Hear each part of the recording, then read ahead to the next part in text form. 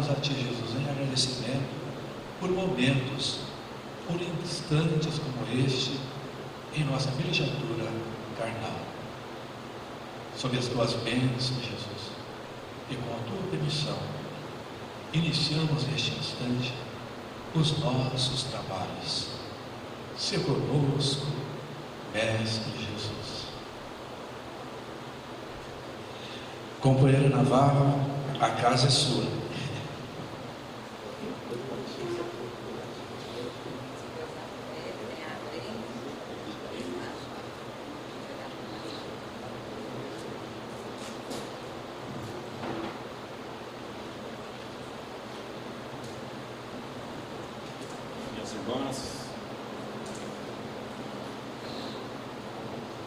Minhas irmãs, meus irmãos, que o Senhor Jesus nos abençoe. Parafraseando Chico Xavier em Parnaso de Além Túmulo, palavras minhas. Quero agradecer imensamente ao convite que nos foi formulado pelo João Lúcio, auxiliado que foi na hora do desespero, né? Em busca de um nome para solucionar o problema pela ausência de Simão Pedro. A Vera buscou alguns nomes e chegaram até nós, e no primeiro momento o dever falou mais alto, mas tenho certeza que já me arrependi.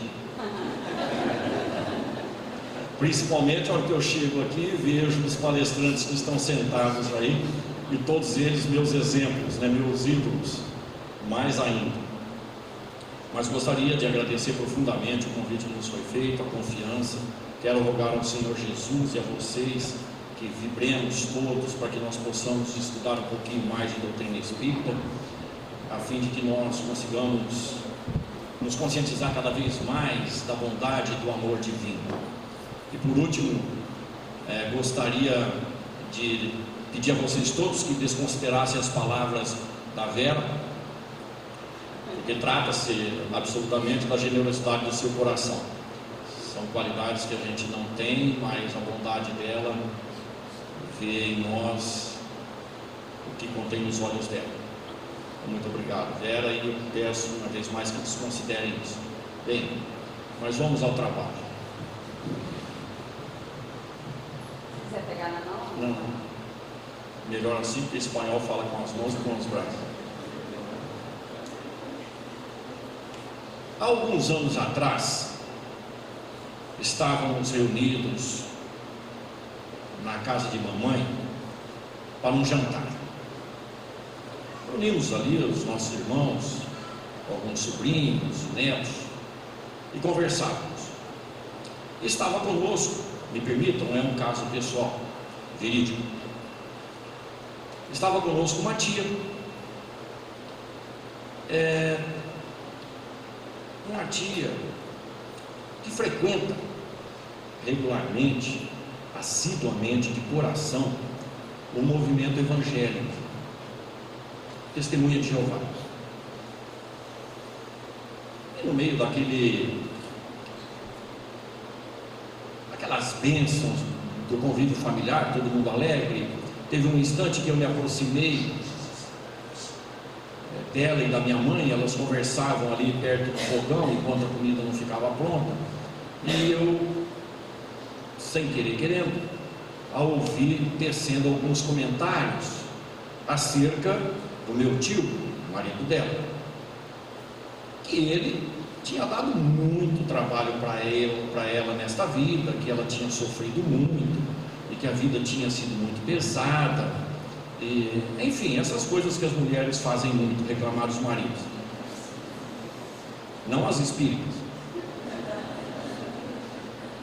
E teceu vários comentários a respeito, e eu fiquei ali ouvindo. E devo confessar, por dever de consciência, que ela estava falando com a razão. Pelo menos naquele caso ela estava falando com a razão. Mas chegou um instante, depois de desabafar as suas mágoas para minha mãe, ela disse para minha mãe: olha, Maria, se Deus quiser que eu venha com Ele outra vez na outra vida, eu não venho. Falei: testemunha de Jeová, falando em outra vida, reencarnação. Eu quase perdi a fome, mas era a comida da mamãe, então você não perde a fome nunca. Fiquei ouvindo e ela teceu mais alguns comentários: não, porque ele me deu trabalho demais, se é para vir com ele novamente eu não vou querer, porque isso não está certo. Desabafou um pouco mais, respirou fundo, pensou um pouco e voltou à carga. Ah, Maria, mas você sabe como é, né? Quando Deus quer, a gente tem que obedecer. Tá bom, se Deus quiser que eu venha com ele de novo, eu venho. Eu caso com ele de novo. Só que com uma condição: que ele venha mulher e eu venha homem. Dá para acreditar que alguém, testemunha de Jeová, evangélicos, portanto anti-reencarnacionistas, porque se eu perguntasse a ela naquele instante: mas tia, a senhora acredita na reencarnação? Ela ia falar para mim que isso é coisa do diabo. Só há uma explicação, e ela está em Jesus, e ela está na doutrina espírita. A lei de Deus está na nossa consciência.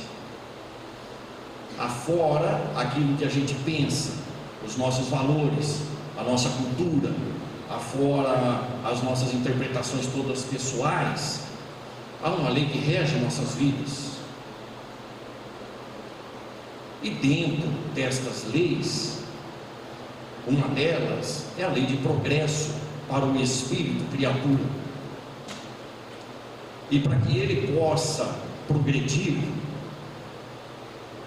moralmente, todos nós sabemos que uma vida só não é possível. Necessariamente tem que haver um mecanismo que dê à criatura a oportunidade de atingir o ponto de que lhe é traçado como destinação final, vamos dizer assim, enquanto caminhando com o progresso. Jesus haveria de nos dizer no seu Evangelho para buscarmos antes o reino dos céus e a sua justiça, para que todas as outras coisas que nos são necessárias nos fossem dadas.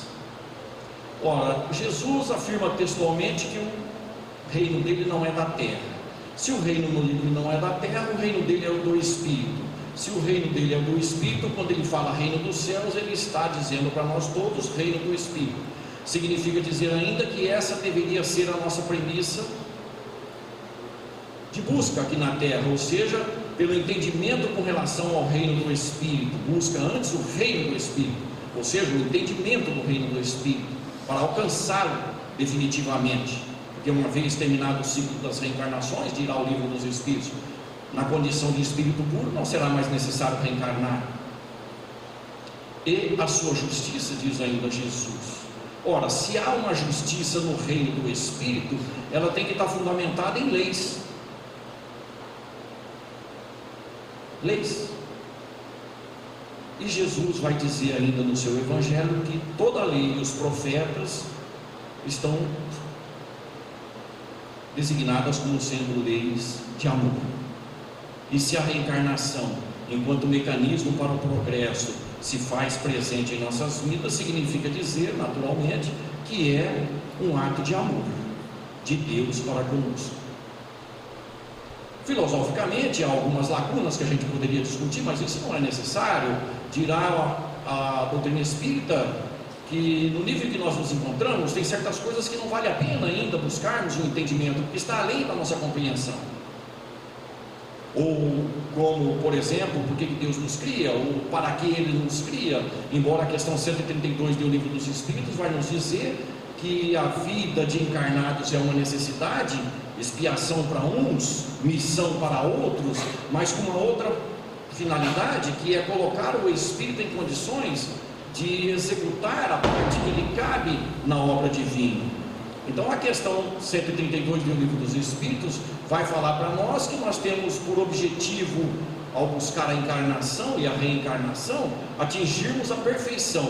E uma vez perfeitos naquilo que se pode entender como perfeitos, porque haverá de ter uma distinção entre perfeição da criatura e perfeição do Criador, mas naquilo que é factível para os espíritos, uma vez perfeitos, nós vamos nos encaixar no mecanismo divino. Então há coisas que a gente sequer imagina ainda para os nossos espíritos, porque não temos competência para isso.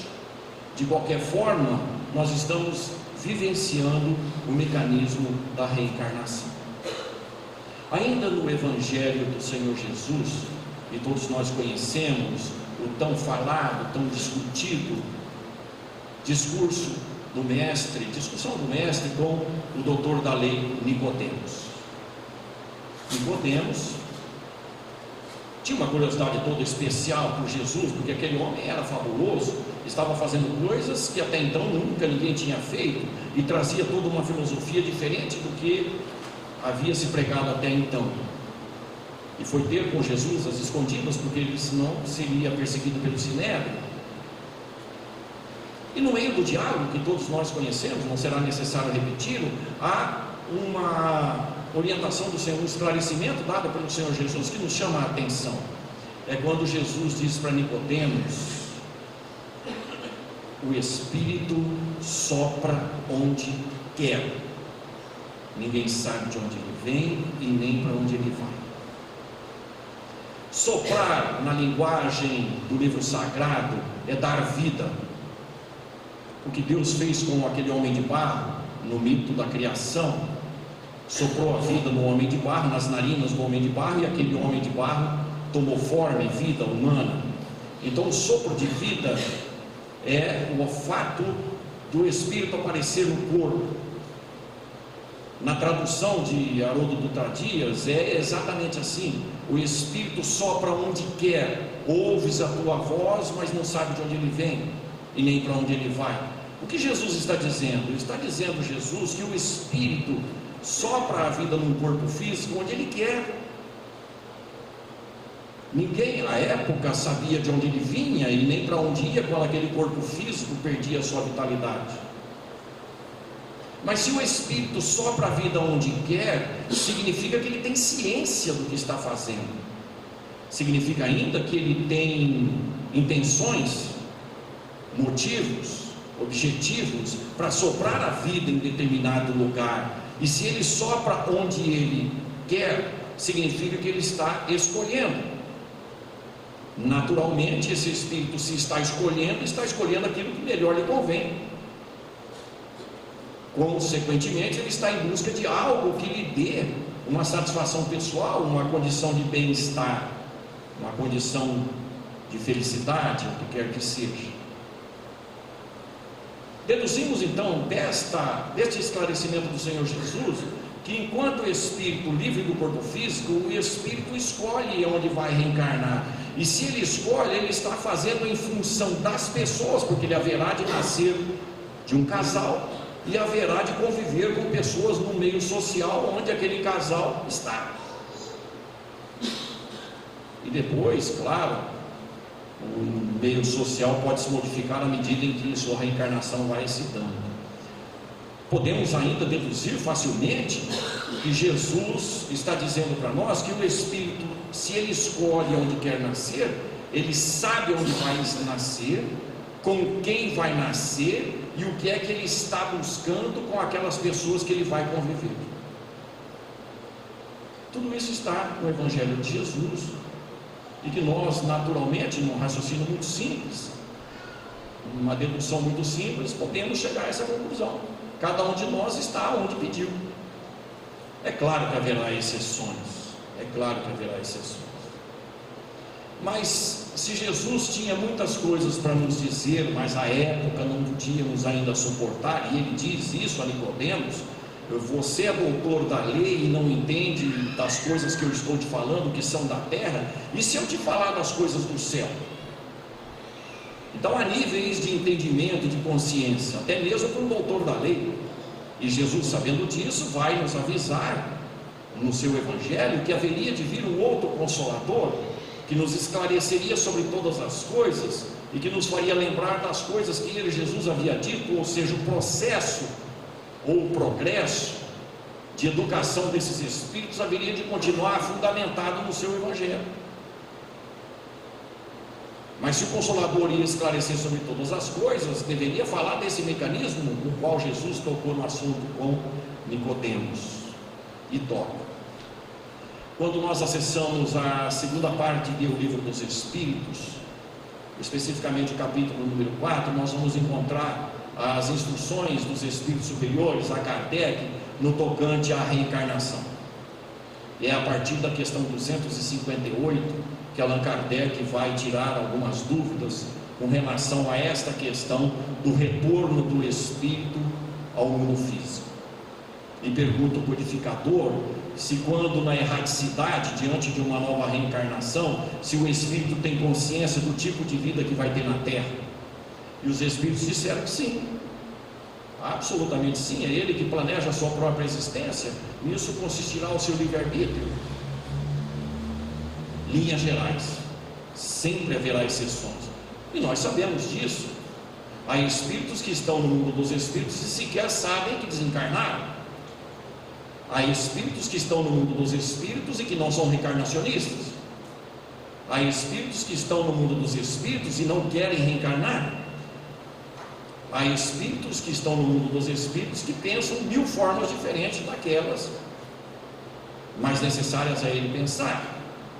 Mas de qualquer forma, a lei é para todos. E será necessário nos lembrarmos uma vez mais, antes de prosseguirmos com a questão 258, voltarmos à questão 132. Os Espíritos dizem a Kardec, nessa questão da necessidade do Espírito voltar à carne para atingir a perfeição, que esta condição é imposta por Deus.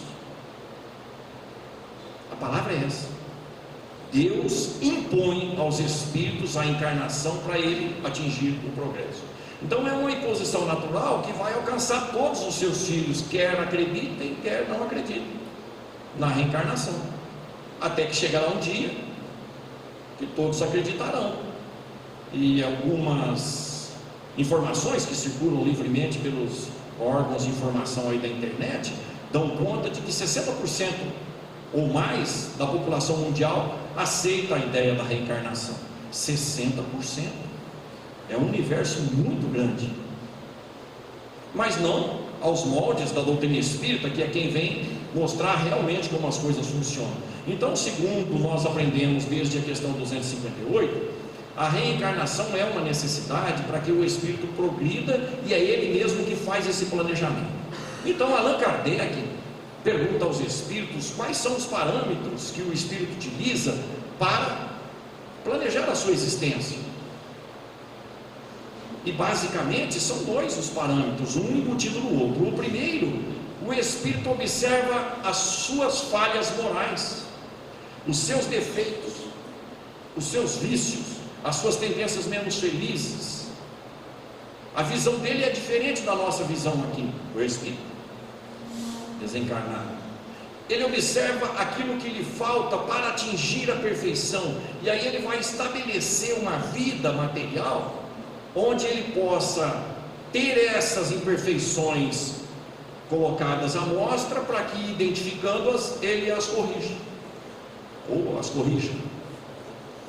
É por isso que na questão 919 do Livro dos Espíritos, Santo Agostinho nos recomenda a conhecermos a nós mesmos, olhar para dentro da gente e ver quais foram as nossas atitudes durante o dia, a fim de que nós possamos identificar o que estamos fazendo de errado, aquilo que causa prejuízo, porque tudo que causa mal-estar, tudo que causa prejuízo, qualquer que seja ele, as pessoas que convivem conosco, será de responsabilidade nossa e entrarão no mecanismo das expiações. Então, quando nós vamos planejar a nossa existência, a gente identifica quais são as características negativas mais necessárias à primeira correção, e aí a gente começa a estabelecer algo no sentido de como vivenciar aquilo. Mas se nós temos defeitos que causaram já prejuízos, e isso foi no passado, Consequentemente, esses prejuízos foram causados a outras pessoas. Significa dizer que, em decorrência dos defeitos nossos, nós temos vínculos com outras pessoas. E essas pessoas, não todas, mas algumas delas, de acordo com as possibilidades, serão convidadas a participar do nosso planejamento reencarnatório, para nós convivermos com elas, a fim de que nós possamos identificar os nossos defeitos, ao mesmo tempo progredir intelectualmente, e à medida que a gente o faz, a gente atinge a perfeição mais rapidamente. Mas Kardec vai perguntar se todos os espíritos fazem o seu planejamento. Não. Alguns não têm consciência, outros não têm merecimento, e o programa é traçado e a reencarnação é compulsória. Isso é sério. Isso é sério, porque é preciso adquirir consciência e é preciso também ser, vamos dizer assim, focado no objetivo da reencarnação, que seria progredir. E a Kardec ainda vai fazer uma outra questão, uma outra pergunta na questão 266. Não seria mais lógico o espírito pedir provas mais leves? Se é ele que está fazendo o planejamento reencarnatório, o que é que eu quero para a minha própria vida? Moleza, tranquilidade, pouco esforço. Não se pensa assim quando se está livre do jugo da matéria. O espírito tem uma condição muito mais ampla de percepção daquilo que o futuro lhe trará, se ele se corrigir. E quando a gente adentra o corpo físico, as coisas mudam um pouco por conta da cultura social, da fragilidade das nossas convicções. E aqui a gente, eu vou mudar nada, ninguém muda. Ninguém se interessa por se corrigir, porque eu vou me corrigir. Não vale a pena. Se eu abaixar a cabeça, as pessoas vão se aproveitar de mim. E alguns espíritas têm ouvido isso em alguns lugares, dizem: isso vai ficar para outra encarnação. Nessa eu não vou dar conta de corrigir isso, eu não vou dar conta de corrigir aquilo, nem de fazer aquilo outro. Vai ficar para outra vida. Ou seja, a gente ainda nem planejou a outra vida e já estamos jogando encargos dessa para lá, sem pensar que já fizemos isso para trás. E é por isso que às vezes reclamamos da situação agora, porque o mecanismo não mudou. Se está pesado agora é porque não só tem as coisas que nós planejamos, mas como as negligências que cometemos agora, e as coisas vão se complicando. Então o espírito observa os seus defeitos e observa o prejuízo causado às pessoas. Onde está a bondade divina nisso? Na oportunidade que a providência divina vai dar para que esse espírito se corrija. E em se corrigindo, ele se propõe ao progresso, e em progredindo, a percepção dele daquilo que é a felicidade aumenta. E está tudo isso explicado na doutrina espírita.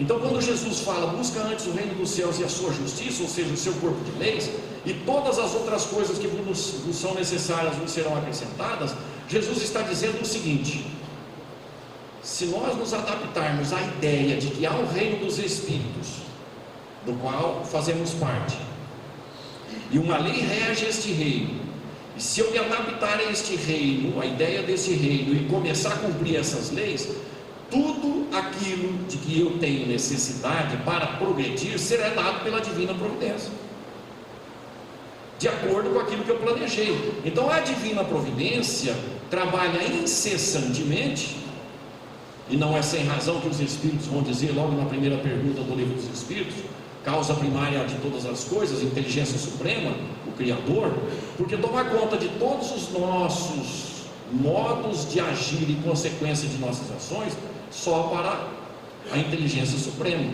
de forma que cada vez que a gente age, o mecanismo divino está trabalhando para nos trazer para o caminho certo se estivermos errados, ou nos fortalecer no caminho certo.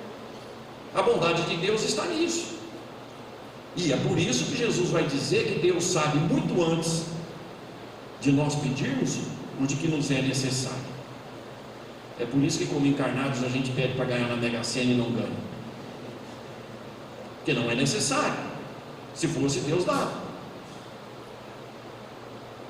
E somos tão gananciosos que nós queremos ganhar na Mega Sena, mas tem que ser na acumulada e sozinhos.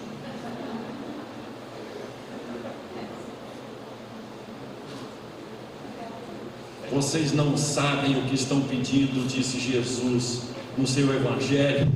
E isso serve para todos nós que pedimos coisa além da conta, né? Não sabem, você não sabe o que você está pedindo. Aquela mãe que queria que os 2 filhos, né, João e Tiago, se sentassem à direita do Cristo.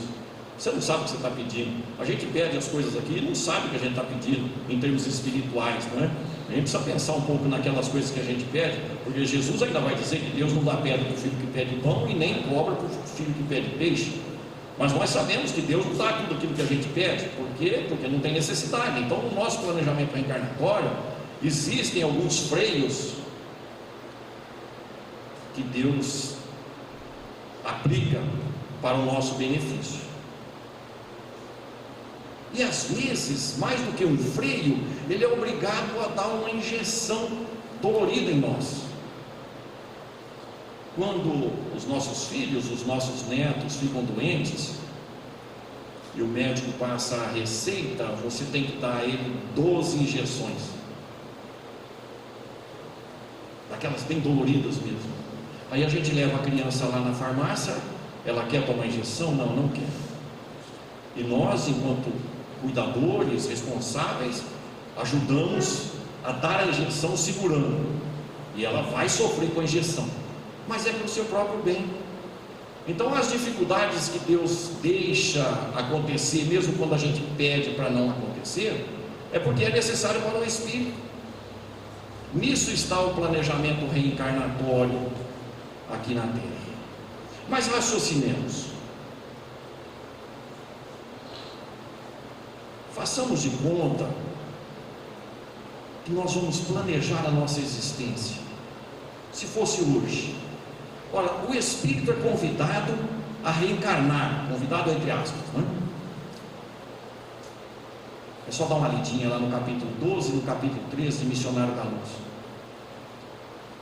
Por uma necessidade, a roda da vida está seguindo o seu curso, as pessoas com as quais ele tem necessidade de conviver já estão se movimentando, e se ele não reencarnar, ele perde as oportunidades da convivência, o grupo vai se distanciando e a gente precisa estar caminhando com o grupo com o qual estamos envolvidos de longa data. Santo Agostinho vai explicar isso muito bem no capítulo 14 do Evangelho segundo o Espiritismo.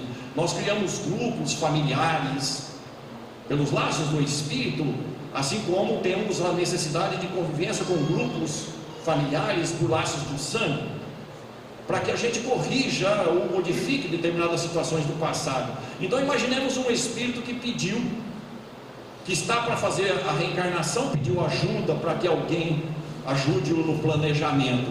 Ora, se o espírito recebeu a ordem para reencarnar, o convite para reencarnar, a primeira coisa que ele precisa fazer é arrumar uma mamãe e um papai que aceitem. Obrigado, Cristina.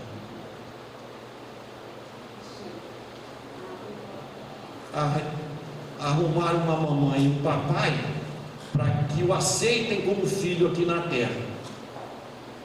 Sempre lembrando que do jeito que a genética está indo, daqui a pouco não precisa mais do papai. As possibilidades estão chegando a tal ponto que já é só mamãe que você vai precisar pedir. Papai não vai precisar mais. Mas de qualquer forma, o espírito precisa chegar num acordo. Por que num acordo? Porque os espíritos que estão vinculados com a gente, e quase sempre a gente precisa reencarnar, são espíritos que a gente já conhece do passado e que já sofreram consequências do nosso jeito de ser. Então eu terei que chegar num espírito feminino que vai reencarnar sob a condição feminina, porque isso também é passível de ser mudado, não é? Todos nós sabemos. Não precisamos nem discutir essa questão, porque se o espírito precisa progredir em todos os aspectos. Uma hora ele vai reencarnar homem se for mulher, outra hora mulher se for homem. Vocês mulheres vão ver o que é bom.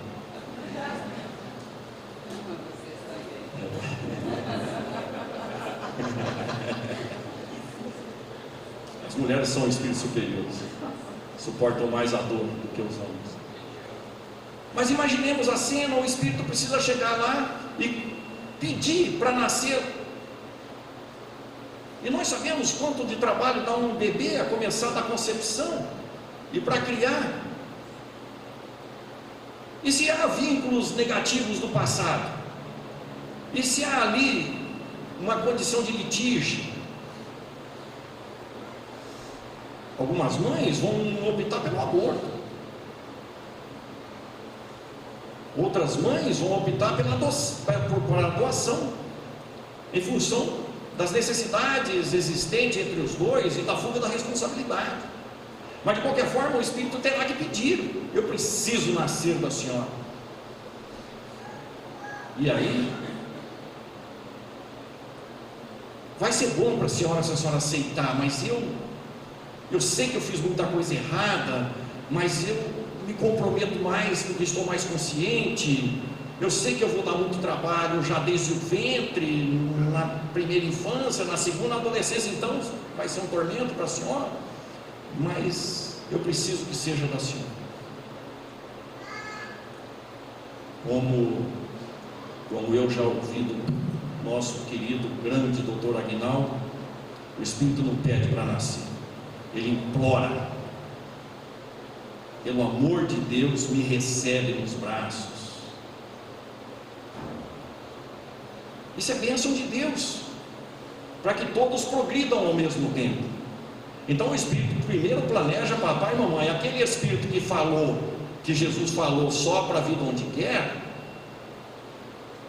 não é bem assim. Ele não pode chegar lá no casal e se intrometer sem pedir licença, embora isto aconteça no nosso planeta hoje ainda. É só buscarmos as orientações de André Luiz em Evolução em Dois Mundos, e nós vamos ver que há coletividades aqui na Terra que ainda não têm um mínimo de consciência espiritual e muito menos intelectual. Acreditamos que aquelas pessoas que vivem numa indigência total na África Negra e em outros lugares do mundo, há espíritos, como André Luiz define, aqueles espíritos que não se encontram consigo mesmo no mundo dos espíritos e têm necessidades mais prementes de estar no convívio social reencarnados. Então eles se aproximam e ficam forçando a concepção dessa ou daquela mulher para que eles possam nascer. Há ainda esta pressão, como há esta pressão também nos meios onde a moralidade é transgredida, com pessoas conscientes, nas baratas, nas festas irrigadas a drogas e álcool. Muitas reencarnações acontecem nesse meio. Por quê? Porque o espírito, se ele estiver encarnado, ele tem a opção de fugir da vida através do suicídio. Mas se ele estiver desencarnado, ele tem a opção de fugir do plano espiritual através da gestação. E no meio desse, onde o desregramento é consagrado, ele pode forçar a sua reencarnação para que ele fuja do plano espiritual, se lá não for conveniente para ele. Isso vai se dar no meio dos incautos, dos desequilibrados. É preciso pensar nisso. Nasce sem vínculo nenhum com o espírito. Mas por que Deus deixa? Por bondade, para que a dor acorde todo mundo. Há uma frase muito interessante a esse respeito no livro Brasil, Coração do Mundo, Pátria do Evangelho, quando o Senhor Jesus, logo no primeiro capítulo, quando o Senhor Jesus visita o Oriente Médio, onde ele plantou o seu Evangelho, conversando com Hilel, ele vai dizer para Hilel, depois de Hilel contemporizar a atuação das guerras no período aí, desde o seu trabalho pessoal aqui na terra, Jesus vai dizer para Hilel: olha, Hilel, que é o encarregado dos problemas sociais do planeta Terra, né? Eu não vejo outra solução senão a dor para modificar o coração desses meus irmãos. Então a dor também é um ato de amor. Porque se nós não aceitamos fazer as coisas conscientemente, objetivamente conscientes, a dor vai nos alertar para isso, e nisso está a bondade divina por conta da nossa opção. Então o Espírito precisa convencer determinadas pessoas, e os primeiros são os pais. E qual tem sido aqui na terra o comportamento dos filhos com relação aos pais? Eu não pedi para nascer. Não pedi, não, implorou. Bom, mas se fez acordo com os pais, junto com os pais vem os outros irmãos, e junto com os irmãos vem cunhados e cunhadas de contrapeso. Um planejamento que todos nós estamos conscientes lá no mundo dos espíritos. E mais, se escolhemos papai e mamãe e eles nos aceitaram, condição moral dos dois, condição psicológica, condição emocional, tudo a gente já sabia do papai e da mamãe. Tudo, como é que eles tenderiam a ser aqui na terra, tudo. E a questão social também. E o Espírito vai perguntar a Kardec: por que escolhe nascer em condições tão difíceis? Para se expor às provações daquele campo de atuação. A maioria pede coisas mais difíceis do que suportam, e alguns espíritos são aconselhados a não pedir o que não suportam, para que eles não naufraguem. Aí está a bondade divina, que nos orienta a pedir aquilo que está ao nosso alcance. Bom, então o Espírito, por acréscimo de misericórdia, tem acesso ao seu planejamento para programar o seu progresso. Aí ele vai determinar quanto tempo de vida ele vai ter na Terra, para cumprir com o planejamento de acordo com as pessoas que estão à sua volta. E nós vamos sair do mundo dos espíritos com o tempo planejado. Isto pode mudar? Sim. Tanto pode ser encurtado quanto pode ser esticado. Quando é que nós encurtamos a vida? Segundo a questão 719 do Livro dos Espíritos, nós encurtamos a vida quando nós cometemos excessos que contrariam a lei de conservação que rege a nossa relação com o corpo físico. Se você abusa do corpo físico, quer dizer, os espíritos, ele vai viver menos na terra. Se não haver amor que cobre uma multidão de pecados, saímos daqui devendo um tempo de vida, e teremos que ressarcir esse tempo numa existência curta. Segundo a questão 199 do Livro dos Espíritos, as existências curtas são restos de vidas anteriores. É um mecanismo divino, dando oportunidade para o Espírito sempre se quitar em relação a erros cometidos. Mas pode-se esticar a vida indefinidamente? Não, evidentemente que não. Mas se nós nos comportarmos adequadamente diante da vida e termos uma vida produtiva, conseguimos tocar um pouco mais daquilo que prometemos. Ou seja, muitos de nós já estão fazendo hora extra aqui na terra.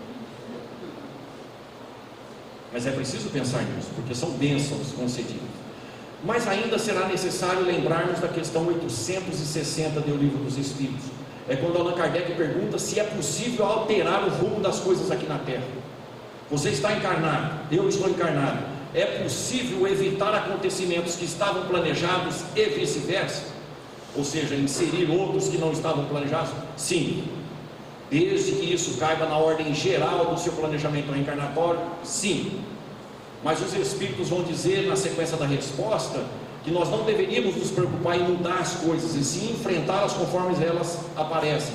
Que nós deveríamos ter em mente palavras do Livro dos Espíritos, o único objetivo da vida, que é praticar o bem. Se praticarmos o bem, não precisamos pensar em mudar nada, as coisas vão acontecendo segundo a providência divina,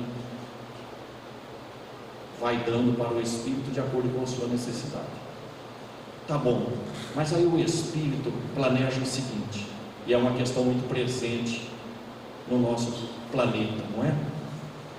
Terei que passar pelas provas da vida conjugal? Sim, a maioria sim. A maioria sim.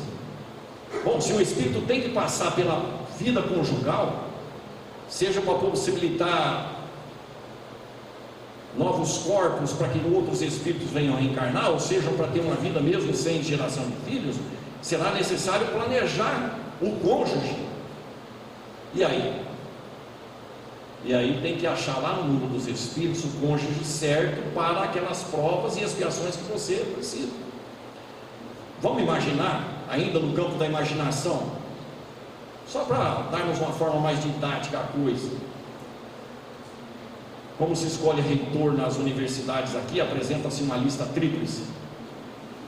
E aí os espíritos vão apresentar para nós outros uma lista tríplice. Um desses três aqui é seu cônjuge.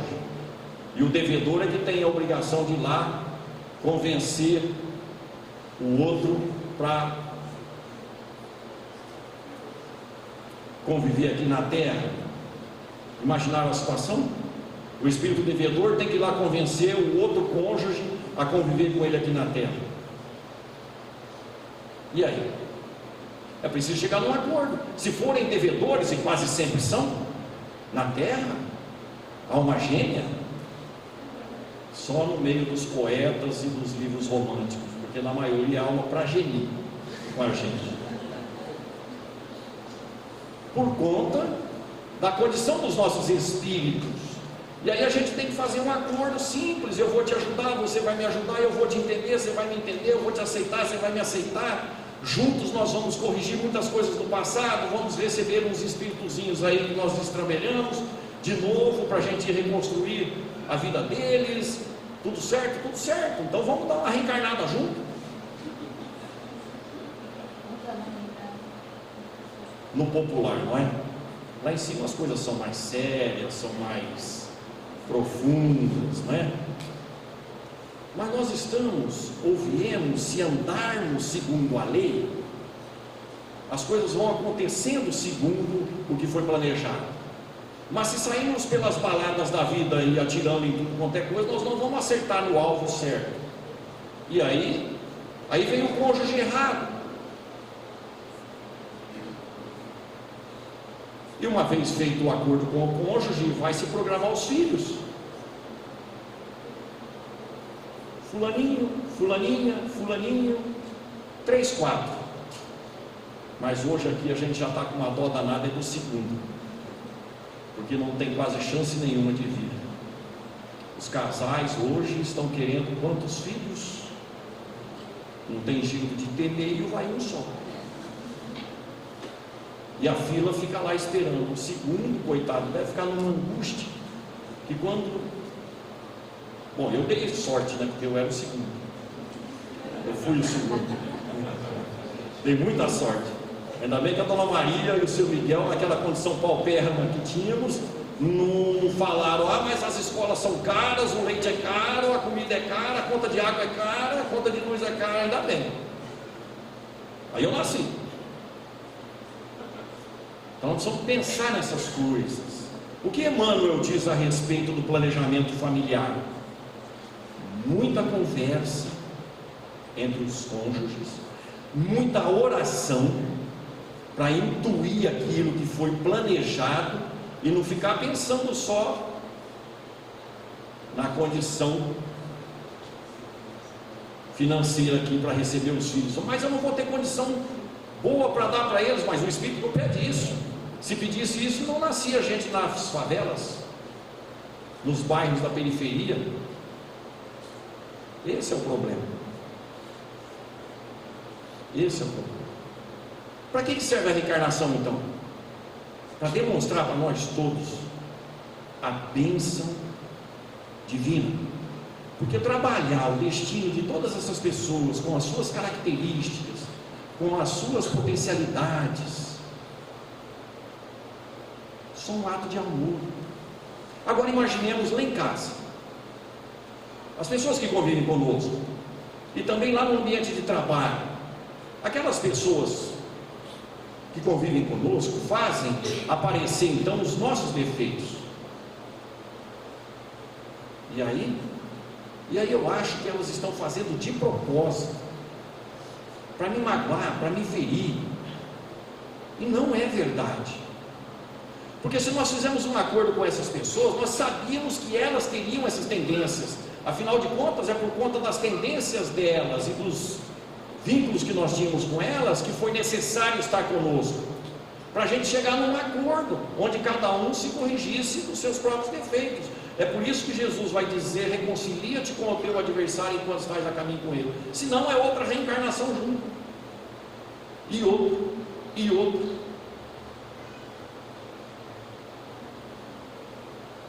É sério. Então as pessoas que convivem conosco são, o que elas são? Elas são mensageiras da bondade de Deus, para que eu encontre os meus defeitos e os corrija. Neste foco, não é a minha esposa que me irrita, sou eu que me irrito com ela. Não é o colega de trabalho que me tira a paciência, sou eu que perco a paciência com ele, porque o que está em jogo são os meus valores e não os valores deles. Será necessário pensar nisso. O nosso raciocínio é que está inadequado, porque a gente entende que as pessoas que nos causam problemas, via reencarnação, estão nos prejudicando. Não, elas estão nos dando a oportunidade de perdoar 70 vezes 7 vezes, de caminharmos 2.000 passos com quem pedir para caminharmos 1.000. Vão dar oportunidade para a gente oferecer a face esquerda em quem bate na direita. Vão dar oportunidade para a gente não repelir aqueles que nos pedem emprestado, e vão dar oportunidade para a gente orar por aqueles que nos perseguem e caluniam, e orar pelos nossos inimigos. Quem é que está fazendo tudo errado?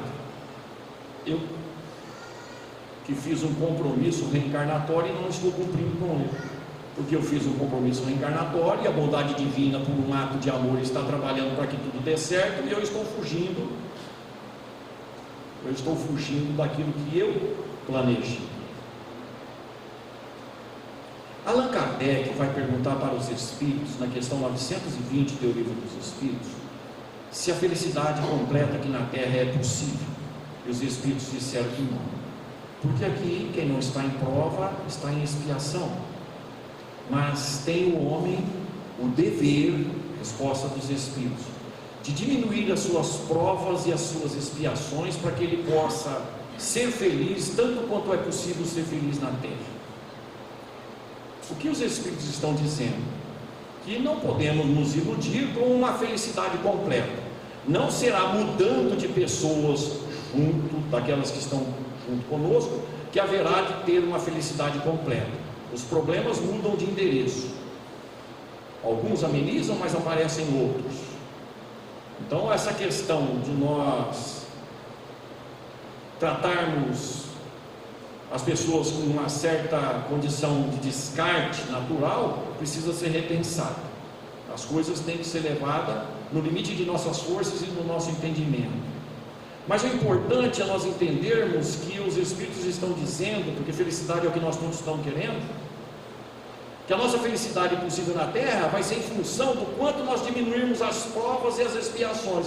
Ora, as provas são justamente a convivência com as pessoas que estão conosco nesse processo reencarnatório. Então, se eu sou provado na minha impaciência, na minha intolerância, na minha, seja qual for o defeito, eu terei necessidade de ser provado, e provado, e provado. Até quando? Até eu corrigir esse defeito. E se eu não conseguir corrigir uma vida, haverá de ser em outra. E Kardec ouve isso dos espíritos. Mas o que acontece com um espírito que não progrediu? Começa a existência futura no mesmo ponto. Não tem milagres. Não há milagres. De onde para o espírito é onde ele continua na próxima. E às vezes com muito mais dívidas. Tem ou não tem bondade divina nisso? Tem. Só que nós não estamos habituados a olhar sobre este enfoque. Nós estamos habituados que Deus esqueceu de mim. Por que será que Deus está me castigando?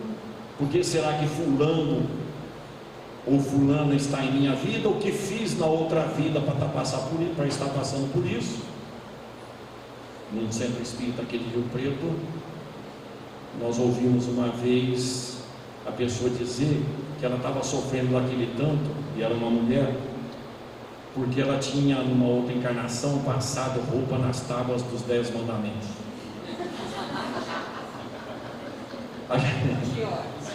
A gente busca explicação, mas a gente sabe que está no passado os erros cometidos no presente. A gente sabe que está no passado, que as expiações aparecem em função dos erros cometidos. Ora, a percepção do momento é uma questão de conscientização, e a doutrina espírita está me levando a conhecer o mecanismo da reencarnação, para que eu possa, em me identificando com ele, fazer as coisas que precisam ser feitas. Nisso consiste o meu dever enquanto espírito aqui na Terra: abrir a minha consciência para a realidade e ser honesto o suficiente para assumir que esse é um compromisso que eu tenho para comigo. Mas eu quero corrigir a minha mulher, ela não muda. Mas isso é como ela, eu preciso corrigir a mim. Eu quero corrigir meus filhos e eles não mudam. Meus filhos, eles não mudam. Eu preciso corrigir a mim, ajudá-los nas suas necessidades, mas não depender deles para progredir aqui na Terra.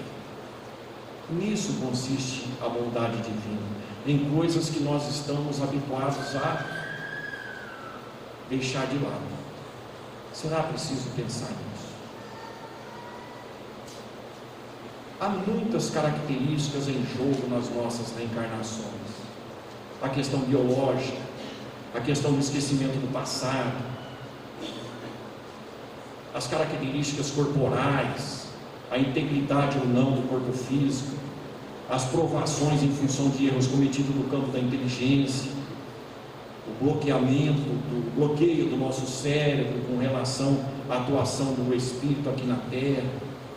Há muitas coisas, mas quando a gente estuda isso no Livro dos Espíritos, ou mesmo no Dicionário da Luz, em outros tantos livros que falam da reencarnação, o que fica patente é que todas as dificuldades que o espírito tem na Terra é a bondade divina que está impondo para a correção do espírito. É a bondade divina. Não nos iludamos. Papai do céu é só amor, mas o amor educa. Ou, parafraseando em Sanitiba, quem ama educa. E o Papai do céu trabalha incansavelmente para nos educar. Ora, nós estamos num estágio em que não precisamos mais ver o exemplo alheio de sofrimento, que não precisamos mais vivenciar o mesmo sofrimento daqueles que estão conosco para aprender. O exemplo deles já seria suficiente para nós mudarmos a nossa rota. A lei de Deus está em nossa consciência, mas nós já temos condições, e é por isso que o Consolador demorou para chegar, mas quando chega, encontra os espíritos prontos para entender. É nesse aspecto que a bondade divina se faz presente, dando-nos a oportunidade de conhecer as coisas, para que possamos agir inteligentemente. Ato de amor. A divindade está se antecipando e dando ao Espírito aquilo que ele necessita. Então o Consolador chegou para dar para nós todos a possibilidade de não sofrermos mais, mas para isso haverá necessidade de mudarmos os nossos conceitos. Mas prevalece em primeiro plano Jesus, no amai-vos, como eu vos tenho amado, fazendo para o próximo aquilo que queremos para nós mesmos. Isso começa no campo da reencarnação, dentro de casa. É a obrigação primeiro, dentro de casa. Nossas reencarnações não serão melhores, nossos pais não serão melhores, nossos irmãos não serão melhores, e assim sucessivamente, se nós não nos transformarmos em pessoas melhores. Então a doutrina espírita obedece à orientação do Espírito da Verdade no capítulo 6 do Evangelho, instruídos. E isso vai fazer a gente conhecer a verdade, e a verdade que há de nos libertar. Do quê? Da ignorância e consequentemente do sofrimento. Será necessário estudarmos, conhecermos as leis, conhecermos o mecanismo e vermos definitivamente que o que muda as nossas vidas somos nós mesmos, e mais ninguém. E nós gostaríamos então, para encerrarmos o nosso bate-papo, de convidá-los todos, porque é a missão do homem inteligente na Terra, divulgar os conceitos espíritas, divulgar o mecanismo da reencarnação, não enquanto fenômeno material, mas enquanto mecanismo da bondade divina, para que a gente possa se desenvolver. Nós todos precisamos ser multiplicadores, porque hoje está muito fácil falar em espiritismo, em todos os lugares, até com pessoas que não aceitam seus postulados, está mais fácil a gente conversar a respeito. Nunca a doutrina espírita esteve com tanta facilidade para ser divulgada no meio social. É bem verdade, dirá Emmanuel, que o exemplo arrasta, mas nós haveremos também de explicar a doutrina espírita para aquelas pessoas que convivem conosco pelos laços de família, pelos laços de amizade, e por isso todos nós vamos nos conscientizando que a vida nos foi dada para o progresso por bondade de Deus, por bondade de Deus. E a bondade é tanta que os espíritos superiores têm trazido para nós todos possibilidades de progresso. E o maior de todos esses espíritos, segundo a questão 625 do Livro dos Espíritos, é Jesus. Se nós trouxermos Jesus para as nossas casas, se nós trouxermos Jesus para as nossas reencarnações, acontecerá coisas melhores e melhores a cada dia que passa. Se nós trouxermos Jesus para o nosso núcleo familiar, através do Evangelho no lar, as nossas reencarnações mudam para melhor, o nosso grupo muda para melhor, os espíritos que convivem conosco dentro de nossas casas, atraídos pelas nossas viciações, pelos nossos desejos, pelos nossos pensamentos, enfim, também mudarão. E aí a vida muda de verdade, com segurança, com base. O que está faltando para todos nós, nos nossos processos reencarnatórios, não é entender que hoje eu nasci, que hoje eu estou reencarnado aqui, e no século passado foi na Europa, na outra eu fui mulher, ou na outra eu fui negro, ou fui asiático. Não, não é isso não. Nós estamos reencarnados aqui para progredir moralmente. E Jesus é o guia e modelo para que isso se dê de uma forma segura, ampla e definitiva. Não nos esqueçamos disso e sigamos sempre com Jesus, mas nunca sem Kardec. Muito obrigado a todos e muita paz.